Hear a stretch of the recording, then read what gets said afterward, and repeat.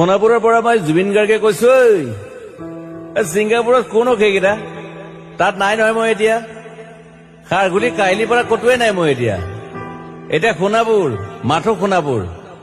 সোণাপুৰে মোৰ শেষ ঘৰ, শেষ মঞ্চ। এতিয়াৰ পৰা গান নাগাওঁ আৰু মই মাথো শুনিম।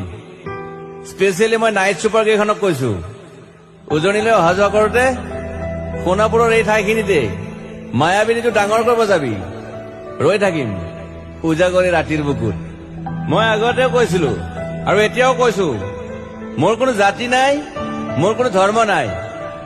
সৰু সজাত দেখুৱাই দিলো কোন হনে তাত ব্ৰাহ্মণ, কলিতা, আলী, ৰহমান, ডেকা, বড়ো, ৰাভা, পূজাৰী আৰু এইটো কি কয় নমাজ পঢ়াই যে মৌলবীও আহিছে সৰু সজালৈ।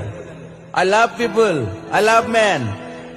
সেইবাবে মুখ্যমন্ত্ৰী হিমন্ত দাকো কৈছো, মই বিৰোধী দলকো কৈছো, লুৰি নকিল সকলোকে কৈছো, পলিটিক্স নকৰিবা বন্ধু। মই সৰু সজাইৰ মানুহৰ অসমখন বিচাৰিছিলো।